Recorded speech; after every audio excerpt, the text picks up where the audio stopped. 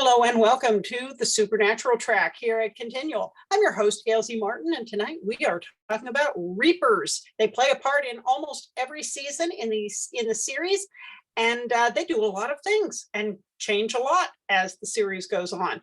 But before we dive into that, let's get our wonderful panelists to introduce themselves, starting with Carole. Hi, I'm Carole Stokes. I've been a Supernatural fan since season 3. I started writing fanfic in 2012, and I haven't stopped watching, loving it, writing, or being on continual panels. Anne. Hi, I'm Ann Wicker, and I came late to the Supernatural party, but then just completely dived down that rabbit hole. I'm a former journalist, and I'm now a freelance writer and editor of all kinds of things. But Supernatural is so much fun and so much fun to talk about, and I appreciate being part of the continual panels. And I'm Gail C. Martin and Morgan Bryce. As Gail, I write epic and urban fantasy. As Morgan, I write urban fantasy, male paranormal romance, but the modern day worlds are ones Sam and Dean could walk into and feel right at home. I fell in love halfway through season 11, binge watched all 11 seasons in time for the start of season 12, went down the rabbit hole with fan fiction, and haven't hit bottom yet, hope I never do. So I'm just a little bit enthusiastic and obsessed. Maybe just anyhow. Reapers. We see them from early in season 11 all the way through the series, and what we know about them and what they do expands over that time. Carole, who are the Reapers that stand out in your mind?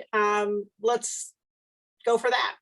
Well, I think first, really the one we know so largely, well, there's two, but the one I'm going to talk about is Tessa.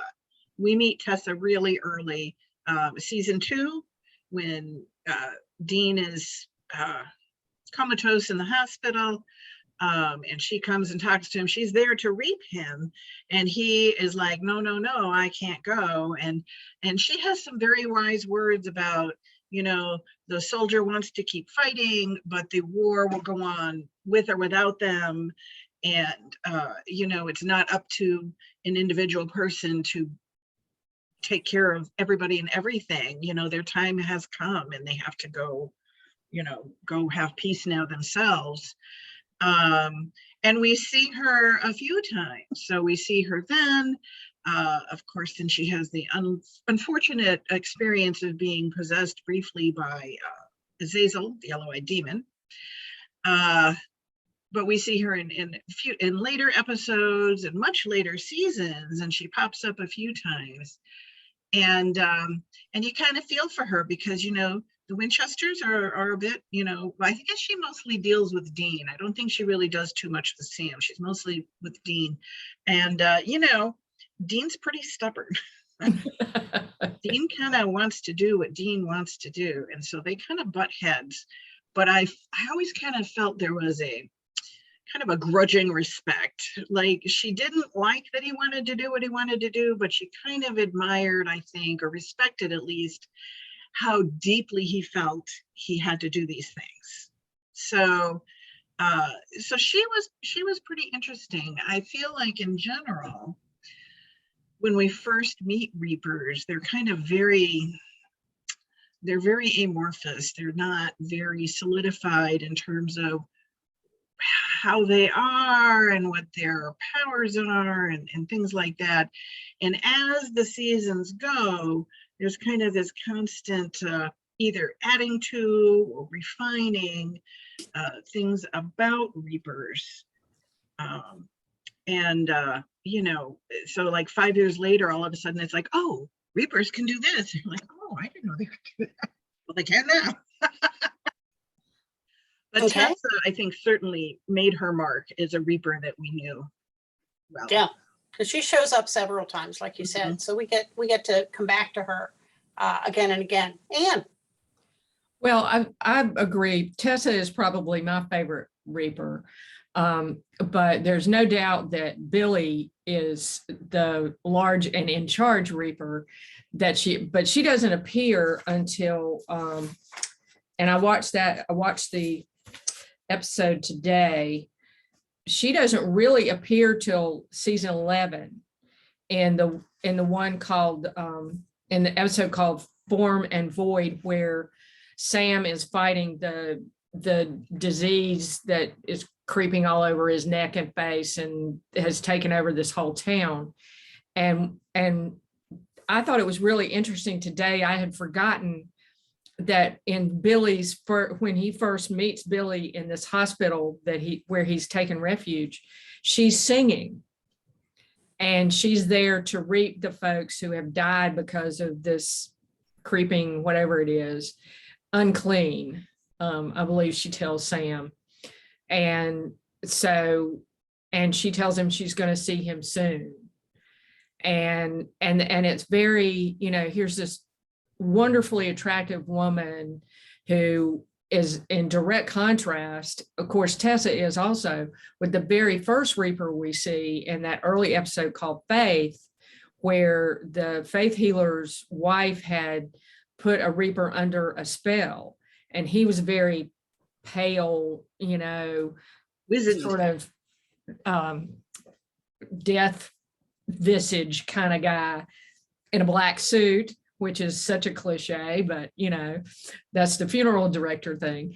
But anyway, having Tessa and then Billy, and then even further down the road, there were the Reapers that sort of in a couple of episodes became like guardian angels to Sam and Dean, which was another evolution of what they were able to do. And then of course Billy advanced to being Death herself after Dean kills Death. And so that's a whole nother theme that you have to look at with the Reapers. But one thing that I found very interesting is that early on, Dean says there's Reaper lore in pretty much every culture on Earth. It goes by 100 different names. It's possible that there's more than one of them. And of course, we see that there's way more than one of them throughout the series. And that's true. There's a lot of lore on Reapers. Sam would go crazy trying to research all the lore on Reapers, but I'm sure he did.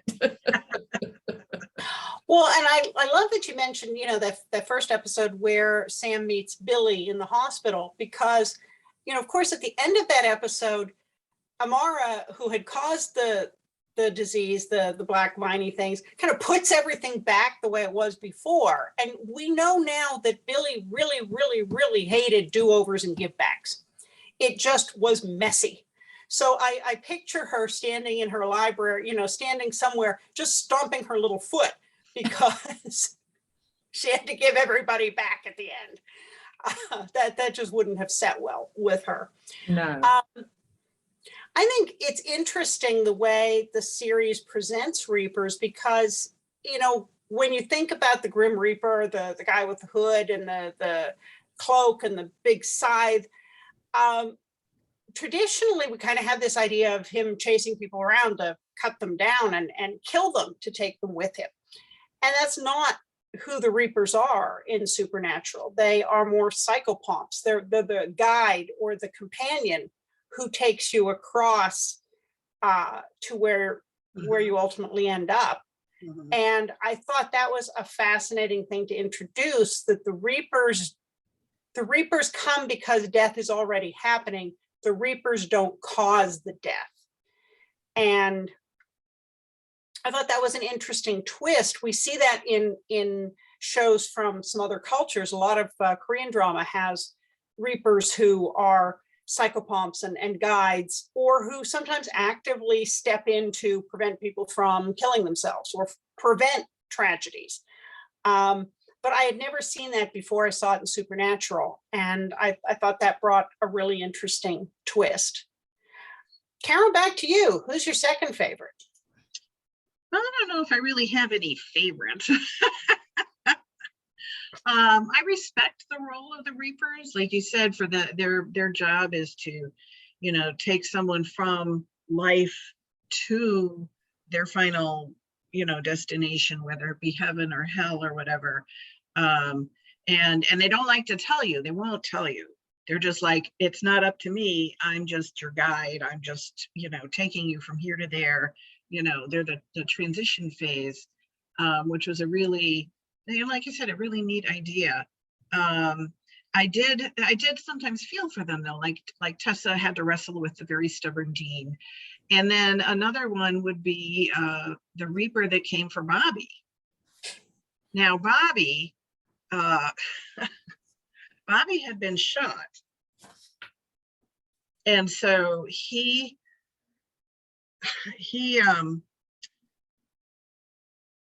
actually dies within that episode, but he becomes a ghost. Well, throughout his ghosthood, his Reaper kind of keeps checking in, trying to say, okay, let's go. And Bobby's like, no, and he hides from him. He runs away from him. He's like running into different rooms in his mind and memories and stuff to keep away from this guy. And the poor guy is just like, just come with me, But he does eventually explain to Bobby, and I'm not sure if we really knew this before then, that should Bobby not go with him, he will not only continue being a ghost, but he will actually become a vengeful spirit. Because eventually a ghost will go mad because they've lost everything. Even when they're around, eventually all the people that they're trying to be around will die and pass on. And then they have nothing and they go mad. And that's where you get a vengeful spirit, is this, isolated, lonely, angry ghost. And so the Reaper is finally like, dude, this is what's going to happen. And I think that's the first time we've really heard that development of the ghost into the vengeful spirit is from that Reaper. But yeah, Bobby puts up a really, really good struggle. It's really funny. In true Bobby fashion, he is endlessly resourceful until the final moment when he has his final, and the Reaper's like, look at this, you're losing all your memories now, everything is fading, you can't go on. And we have that beautiful, beautiful scene of the boys just getting ready to watch movies at Bobby's with their snacks and their licorice that tastes like dirt and and stuff. And the poor Reaper is still trying to be like, Bobby, you gotta go, man. So I felt for that Reaper. And we never even know his name, never learned his name. But I felt for him because, boy, when Bobby digs in his heels, he is not a man to be dissuaded. This is, and it's not like Reapers can do anything. They can't lay hands on you and they can't try to fight you like even angels and demons can fight you. They can't do anything but stand there and persuade the person that they have to go and that this is their time and, and all of that. And I think probably, 9.5 people out of 10 will just go with them. And that final 0.5% are people like Dean and Bobby. mm-hmm. Anne? Well, I'm with Carole. I'm not sure I have another favorite, but when you're thinking about what can Reapers do and not do, that's sort of a segue into one thing that I thought was interesting when I was watching the Stairway to Heaven episode today, because Dean is talking to Tessa and he calls her an angel, that you're pretty good for an angel. And I was like, well, I didn't think Reapers were angels at all. And according to Super Wiki, they're not aligned with heaven or hell, just as you were talking about, Carole, that they don't tell you your destination. They just escort you down the river or whatever. But they were locked out of heaven with the other angels when Metatron enacted that spell. And their origins are unclear. And it's unknown what relationship, if any, they have to God or fate. But I thought that was, but circling back, I thought it was really interesting that Dean, in his mind, associates them with angels somehow. But they obviously don't have the same powers as angels. And they can be possessed by demons, as in you pointed out that Azazel possessed Tessa. So it's really, they really have a whole, it just evolves so much as to what they can do. And then you get Billy, who comes in with her rules. And as you mentioned, Gail, she didn't want the messiness of Dean and Sam constantly coming back. And she didn't want the messiness of Castiel in, you know, and getting in there in the mix too, with him going to the empty, and he wasn't supposed to ever get out of the empty, but he did. What was he said? I annoyed the cosmic being so badly that they, and anyway. Well, now, is the episode where Dean says that about her being an angel in My Time of Dying? Because no, it's way later. It's in episode, it's in the season 9, episode 22. Oh, wow. And he says, I like you, Tess, for an angel. Okay. And that's where she was captured by Metatron and brainwashed into being a soul bomb or whatever. Oh, yeah.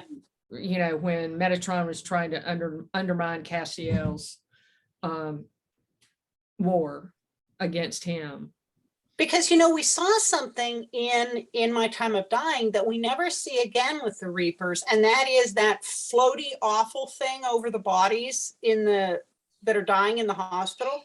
Mm-hmm. We see the pruned up guys in the funeral suits, and we see pretty people as Reapers, but we never see that. It's almost a striga over the bodies in the hospital. And I don't know whether they eliminated that for special effects costs. Yeah.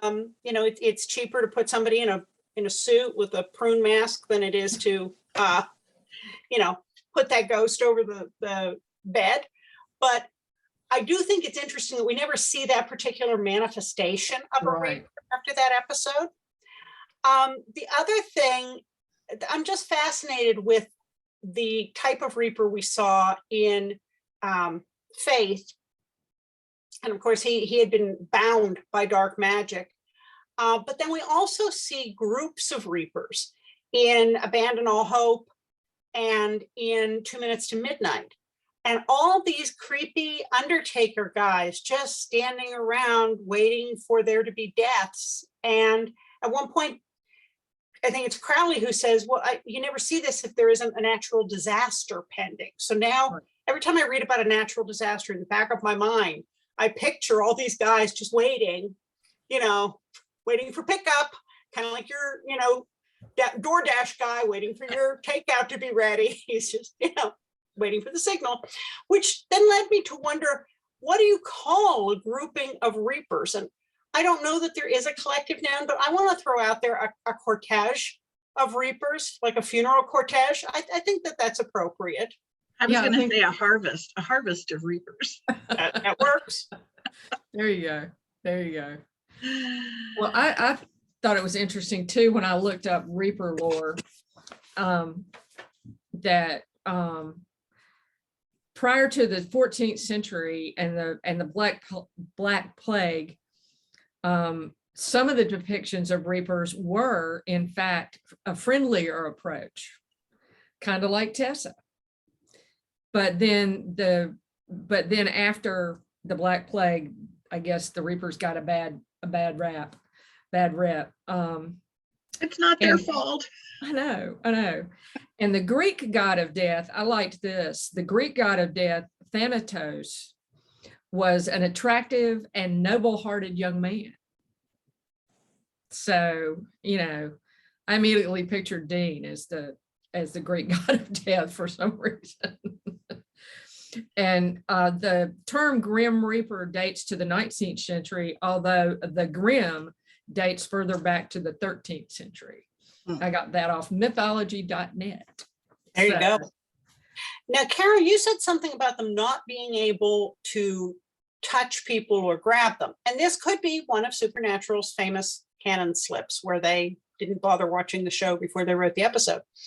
But there is the Reaper, April, who not only has sex with Castiel, but then stabs him and tortures him, which is pretty hands-on if you think about it, in all ways. I forgot she was a Reaper. I thought she was just a regular angel. No, according to Super Wiki, she was a Reaper. Well, maybe it had something to do with the whole thing of heaven being closed. Like, even though they're not really, I think at one point I was reading as I was trolling through all these pages about Reapers and stuff, that while they aren't really angels, they're still kind of like angel adjacent, because when heaven closed, they were also affected by that. Like when the angels all fell and heaven closed, the Reapers were also kind of like stymied in terms of they couldn't really do their function. Right. So perhaps in that aspect, they were able to become more human and therefore do things like, you know, like the angels and kill people like you do. Like happens on Supernatural. Super Wiki actually phrases it that a Reaper possesses a woman named April Kelly. Oh. And then she pretends to take him in and has sex with him. But the next, and of course, tortures him and trying to get information on Metatron. But, you know, and that was in the 3rd episode of season 9, I'm No Angel. And that's, you know, so that's a different sort of take, because Tessa doesn't, I mean, Tessa has the same form every time, and so does Billy. So I don't know if that's a regular meat suit or if that they have, or, and of course, Death looks the same all the time too, Death himself. So I'm not really sure, like you said, Gail, is that canon or not, that a Reaper can possess somebody? Well, it's also interesting when we were talking about them being angels, not angels, you know, what are they? If you think about Amara and having the nothingness and the void, first of all, and Death saying that he will someday reap God, that he is older than God, then it makes sense that the Reapers, as a function of Death, would be the prime mover, the first beings, the thing that's older than Chuck and everything else, because if in the beginning there is void, well, you know. Or maybe it would happen later when they were like, you know, Death starts getting busy because now there's all this life and everything, and maybe Death is like, damn, I need some help. All those dinosaurs don't go these Reapers, you know. Little minions. Yeah. So, I mean, and they probably just, you know, I mean, because we see it with the demons too, that they have their favorite suits, you know, like Meg likes to be in, you know, the same suit a lot and stuff. And even Lucifer, you know, regenerates basically his favorite suit and everything. Of course, they're doing it because they would like those actors and stuff. But as far as the lore supporting that, you know, they kind of had their favorite forms that they liked to be in. Well, and I had to laugh, Anne, when you were talking about doing the research on some of the lore about Reapers outside of the show. I can't see a Reaper or the Grim Reaper without thinking. They made us sit through Ingmar Bergman's The Seventh Seal when I was in college. And it's very existential, but there's this scene where, kind of like Mask of the Red Death with Edgar Allan Poe, where everybody dies of something at a party, and you see this iconic view of these silhouettes following the Grim Reaper with his scythe along a ridge backlit to like twilight. And then of course Monty Python couldn't leave it alone and has and the guy bargains with the Grim Reaper and wants to play chess with him. in Monty Python, they bargain with the Reaper because nobody will believe that it was really this one casserole that killed them all, and they want to play badminton with him. So there's this lovely scene of everybody playing badminton with the Grim Reaper. So, which I can almost picture Old Death going along with. Maybe not Billy. She's too straight laced. Right. But you know, I bet Old Death played pretty good badminton. Just saying. Just throwing that out there today. They had to let him have the point or his scythe would go through the net. True. Game over.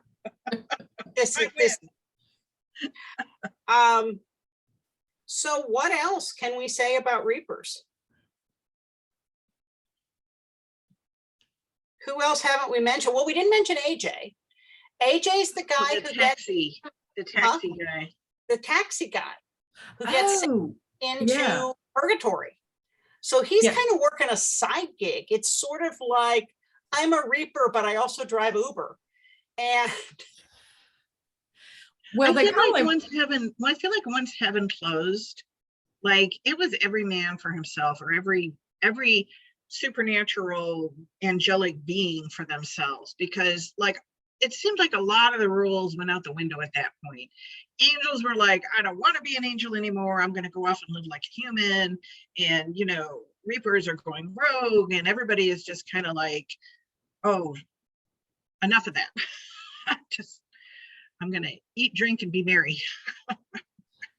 And obviously, you know, the AJ was in it for the power too, because, you know, he didn't ask Dean and Sam for money. He wanted a favor in the future, which I thought was really interesting. And then, you know, he was obviously very familiar with purgatory. And so you got to wonder who besides Sam and Dean would want to go to purgatory, you know? That's like a whole unanswered question to me. yeah, I it's fly kind into of a purgatory. vacation, you know, not the best side of town. No. Now, So many we unexplained also, things. pardon? So many unexplained things. So we also get, like in Funeralia, Rowena is killing Reapers and their targets because she wants to get attention. And Jessica ends up being a protector of Sam and Dean. And then again, in Nihilism in season 14, Sam asks Jessica to help them. So, and that's Jessica the Reaper, not his ex-girlfriend. But so we end up having some recurring Reapers who lend a hand. We also have, who was the older lady who ends up helping when she isn't supposed to help? And Billy gets really upset with her. Oh, hang on. Yeah. I'm visualizing this. Yeah, but she's supposed to look after Merle. Pearl. She's supposed to look after Jack to make sure he's sticking to Billy's rules, and there's Billy's rules again. But going back to the Rowena was killing Reapers, and it was almost an accident because, you know, she really wanted to kill these people from that pharmaceutical company for whatever they did. And so, and it took Sam to recognize what was going on. But then again, Billy was unhappy, and the whole thing was that they were throwing people were dying before their time, as whichever one of the Reapers told Sam and Dean. And that was the thing that really got me, was that they almost became, dare we say it, guardian angels to Sam and Dean. And because they kept calling on them, you know, kind of like they called on Cass a few times. Well, Well, and Violet was another one. They called for Jessica, but they got Violet because she said that the Winchesters called on them so often, now they had shifts. Yeah.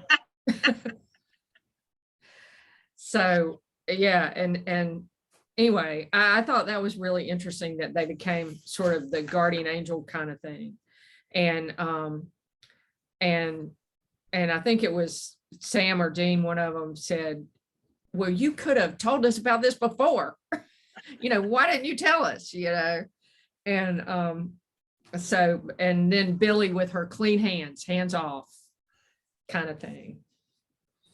But she didn't mind having other people kind of do her dirty work. Oh, yeah. She was very into, like, her hands were clean, you know. I mean, I guess more when she was death, but even as a Reaper, she couldn't, she wasn't allowed to get involved to a degree, but on the other hand, she had her own goals and designs, you know, and she didn't mind stretching those limitations a little bit to start getting her way. And then once she became death, well, then she really got, you know, into nefarious plans. Yeah. Well, she had clean hands the way Michael Corleone in The Godfather had clean hands. Yeah. Didn't do it himself. Oh, look, I was at my kid's baptism. Who says I killed anybody? But it all happened on his orders. Yeah. Exactly. And I thought it was interesting in that's the episode where the Reaper tells Sam and Dean that Sam is the one that kills Rowena. That in every version of her death, Sam is the one who kills her. And that's where we find out about Dean and his, you know, he has a whole shelf of books just for him. Now, it's interesting if you look through the list of Reapers that they give on the Super Wiki, each one gets listed with their abilities, and they're not all the same. There's teleportation and astral projection and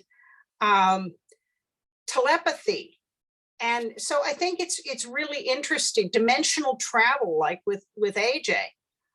So I think it's interesting that in some of the ways that Cass's powers kind of became whatever they needed to get them out of a jam or keep them in a jam, the Reapers, without really any explanation, had the incredible expanding and shrinking abilities as well, because they could be super strong, invisible, resurrect people.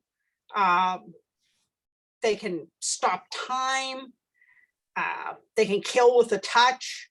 So they can alter perception. I mean, but they couldn't always all do those things. So thoughts on that? Oh, definitely. That's a writing. That's a little lazy writing where it's like, well, I really need this to be done. So we'll let the Reapers do it because, hey, they can do anything, you know. I mean, certainly something like teleportation makes sense for them because they're going, you know, from Earth to the Veil, to heaven, to hell, to purgatory, back to Earth, you know. But some of this other stuff is kind of like, why would they need to? And the other thing is, like, if they're then so powerful, why are they in such a limited role? You know, I mean, at that point, they're almost rivaling the angels for the amount of things they can do, you know. So what's keeping them from, at that point, being an angel, you know, or challenging the angels? Or where were they in the wars, but, you know, in the war between heaven and hell? Obviously, you know, unionized. And have better unions? I don't know. Maybe work for hire. Yeah, that's why they're going rogue, because they're like, forget this. Their employment at will are the Reapers. I guess. Yeah. Because they couldn't. Yeah, I think you're right, Carol. I think that it's almost, sometimes I wonder, like Gail had said before, did somebody writing the show ever watch the other episodes? Or where was the show Bible that would tell you these things? And did they just not read it? You know, it's just like, yeah, I don't know. Yeah, because I like when we see again back to that first Reaper, with, who's been captured by the faith healer's evil wife. And he's that pruny faced guy. I mean, that's the only way you can explain his face. And he's scary. They're afraid of him. And then when he gets free, then he turns on her, which of course, who can blame him, and then even when we see Tessa the first time, there's a fair amount of mystery about her, and you can sense that she's got some power, even though she's limited in her scope of activities. She's like, she's not just like the shoe shine boy or something. I mean, she's got some power there behind it. But then as seasons went on and on and on, not only did their scope of powers get wider, but they became more and more mundane. They lost that mystery, they lost that power, they weren't scary anymore. Just like the angels stopped being scary and became, pouty people dressed in various shades of gray. And we lose some of that, and it's too bad, because the whole point of it is that you have these supernatural beings. They are not like humans, and yet by the end of season 15, many of them they are a lot like humans, and to me, that just really diluted some of the impact of dealing with these beings. Well, see, they probably had a non-fraternization code, but then the Winchesters showed up and they kept fraternizing. And this is why you have those rules, because all history goes away. But, if you think about the pruny guy in Faith, he was actively killing people at the behest of Roy LaGrange's wife, not waiting to escort them, not waiting even, these were people for whom it wasn't their time to go. Mm-hmm. And so he was really being forced by that spell to go against what you would assume is his natural programming. Yes, he can kill somebody, but would he have if it weren't for what she made him do, and then his rightful vengeance on her at the end when he finally gets free? But I always wondered, did he go into Reaper therapy? What happened to this poor guy? Because he was so badly misused. Yeah, maybe he got to retire. He went to Miami. There you go. Where all good souls go when they die. Yeah. Well, now one of the things that comes up. Oh, I'm sorry, Ann. Go ahead. No, well, this is just a random thought that I had that I flashed on. And the other part, the flip side of this is that there are a number of episodes where you would expect a Reaper, and there wasn't one. Like the one that came to my mind was the woman who was haunting the highway, where she and her husband, she died, her husband didn't, and the whatever, the crazy guy was killing her over it was happening over and over every so many years. I think that was the first season too. But we'd already met the Reaper, because Faith was a very early episode. And so this is a place where was that woman's Reaper? you know? So there are certain things that you would think that where a Reaper would naturally have fit, rather than, as you put it, Carole, with the lazy writing, and they needed somebody powerful to do something, and they said, oh, let the Reaper do it, like you said, and so there were certain episodes, I think, where was the Reaper? Well, I mean, to be honest, with the number of times the Winchesters have died, especially in like Mystery Spot, there should have been a Reaper there all the time. I mean, do they have a rotation on who's watching Sam and Dean this week? Because they die so much, you'd think they'd be on permanent rotation.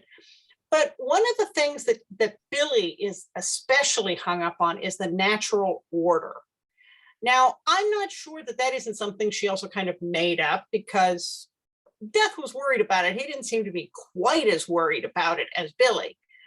But it does make you wonder, especially when she told them there would be cosmic consequences if the Winchesters one of them didn't die in First Blood. And I don't know, does the rest of the series count as the cosmic consequences? Because a lot of stuff happened. But we never had anybody go, oh, this is the cosmic consequence. So natural order, cosmic consequences, what do you think? I think she liked to talk a big game.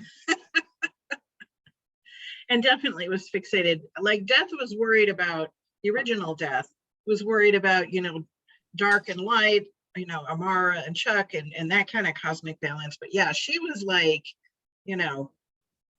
here are all these much more minute criteria, and then getting mad at them when they, she would get mad at them when they did things they wanted to do, but she wasn't above having them do things she wanted them to do. So there was a little inconsistency there. It was like kind of, do as I say and not as I do, because she didn't have any qualms about saying, okay, I want you to do this for me now, because, ultimately, of course, we find out because she wanted to become God. But, she was happy to make things work for her when it was on her terms. And she was, let's face it, Death was a big picture guy. And he had been around so long that he was relaxed about a lot of stuff and had a sense of humor and loved greasy Mexican food. But Billy hadn't been around as long, and she was a micromanager. She wanted everybody to do it like she wanted it done. Like she would have done it herself if she could. But, it's classic micromanager. I love that, because if you think about it from that sort of corporate standpoint, we certainly saw corporate analogies in Heaven and Hell. Death was the visionary who founded the company. He saw the possibilities out there, and maybe his weakness was he didn't get into the details, but he saw this scope. And he saw how all the things could go together. Billy is the person who's gotten promoted above her ability to perform, because she probably always had 5s on all of her performance appraisals. And so she kept moving up in the ranks because she was a very good subject matter expert, but she lacked that vision that old Death had. So you're absolutely right. Now you've got a bean counter in a visionary role, and who's really mad that the beans keep moving and she can't see the bigger picture. I think that's a brilliant analogy, and I think it really fits.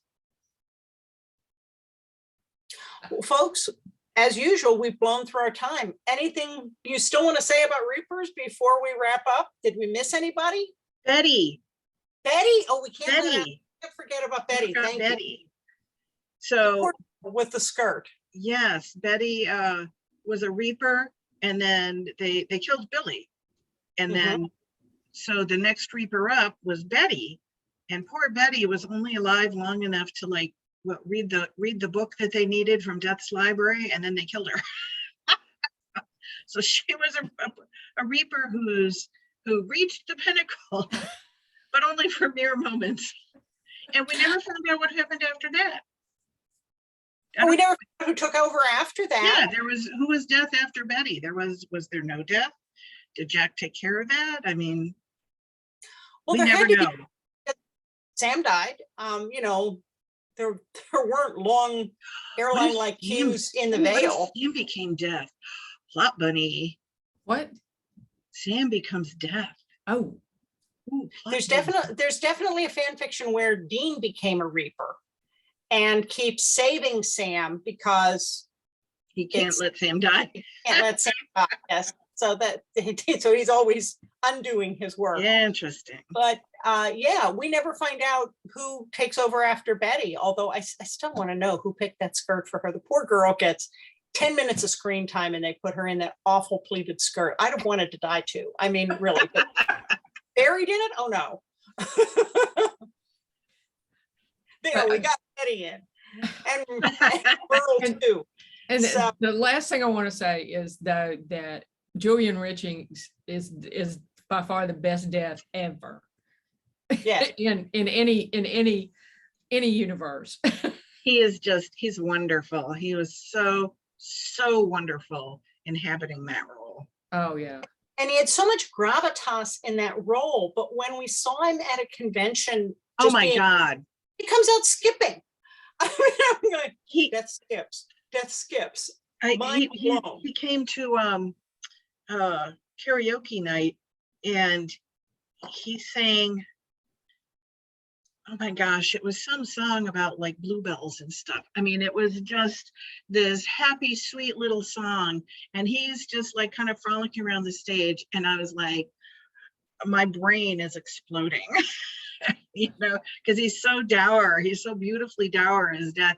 And he is just the sweetest, nicest man. He is just adorable. Yeah. Well, and I'm blanking on her name, the actress who plays Billy. Man, can she Lisa sing? Berry. Lisa Lisa Berry, Berry. yeah. And I love that she. Oh, she's delightful too. And she's very kind of metaphysical and meditative and stuff. I mean, she's very into talking about things like that. Very mellow, you know, just really, really sweet. Very sweet. I mean, just her whole aura is very, very nice. I love the story that you told about how she really wanted to be on Supernatural. So she kept, you know, pitching parts, and they were all these little tiny parts, and she kept getting turned down. And then she finds out that they had noticed her. They just were waiting for the right bigger part to bring her in on, because they knew that they wanted her for something bigger than like a one-time part. So she said, all those times I got rejected, it was really good because I got to come back and do this. So I thought that was cool. Well, folks, thank you so much for being here. Look at this. We filled a whole hour and you know, I'm sure somehow as soon as we turn this off, we'll go, I wish I forgot, but we got Betty in. So thank you so much for being here. Let's say where people can find you online before we wrap up. Ann?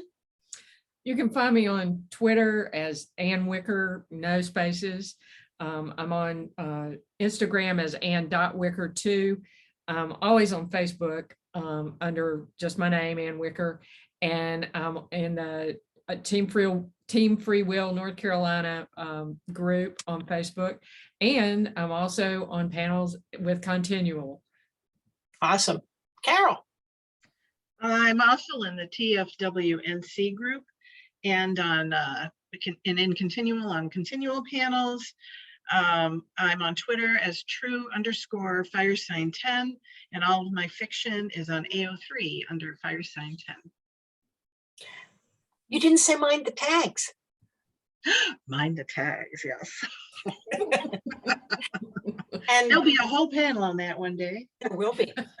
And I'm pretty easy to find at gailzmartin.com, morganbryce.com. All my social media is a variation of those. I do run the Supernatural TFWNC group here on Facebook. I'm a staff columnist for the Winchester Family Business, but most of the time I'm here on Continual. So thank you so much for being wonderful panelists, as usual. And thanks to all of you for watching and listening. There'll be more Supernatural coming up on Continual, so we'll see you online.